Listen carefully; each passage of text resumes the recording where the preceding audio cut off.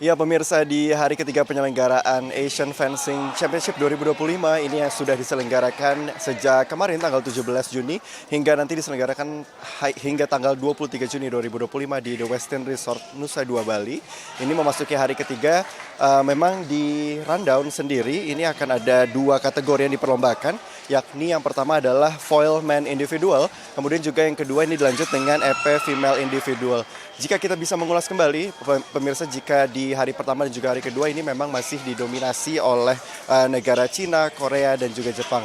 Di mana melihat di hari pertama ini ada dua kategori yang dipertandingkan, mulai dari Final Woman Foil yang dimenangkan oleh Yuni Yuka yang berasal dari Jepang, kemudian juga dilanjut dengan kategori Final Man Saber yang dimenangkan oleh Do Gyeong-dong asal Korea. Kemudian kemarin pemirsa di hari kedua atau di tanggal 18 Juni 2025 ini juga ada dua kategori yang dipertandingkan juga, mulai dari EP Male Individual yang dimenangkan oleh Zi Jiwang asal Cina, kemudian juga Saber Woman Individual yang dimenangkan oleh Emura Misaki dari Jepang.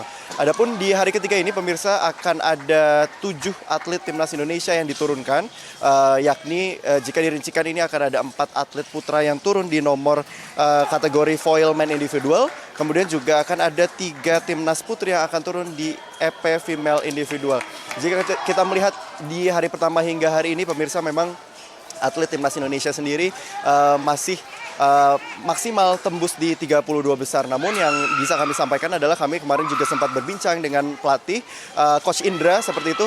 Dirinya mengatakan memang tidak ada target yang ditinggikan untuk di Asian Fencing Championship 2025 ini, melainkan memang target utamanya adalah untuk fokus di SEA Games 2025 yang akan diselenggarakan dalam waktu 4 bulan lagi. Sehingga memang ajang AFC 2025 ini bagi timnas Indonesia dijadikan sebagai wadah untuk menambah pengalaman, kemudian juga menambah jam terbang seperti itu. Adapun pemirsa, kemudian juga hal yang menarik adalah kami kemarin juga sempat berbincang dengan sejumlah pemenang yang kemarin sudah berlomba. Ini mereka menyatakan bahwasannya perasaannya sangat senang sekali bisa memenangkan pertandingan di AFC 2025. Namun tidak hanya itu, mereka juga sangat senang bagaimana penyelenggaraan AFC 2025 ini diselenggarakan di Indonesia, khususnya di Bali. Mengingat bagaimana Bali ini sebagai salah satu sport tourism yang ini juga sejalan dan selaras dengan arahan Bapak Presiden Prabowo Subianto untuk menaikkan angka ekonomi 8%, sehingga kita bisa melihat bagaimana dengan diselenggarakannya AFC 2025 ini mengkolaborasikan antara olahraga dan juga tetap memajukan pariwisata yang ada di Bali, sehingga ini juga melibatkan berbagai UMKM di sini, kemudian juga mengedepankan hotel-hotel, kemudian juga transportasi yang ada di Bali, sehingga ini juga dengan diselenggarakannya AFC 2025 ini juga sekaligus mengedepankan sport tourism yang ada di Indonesia. Kembali ke studio pemirsa.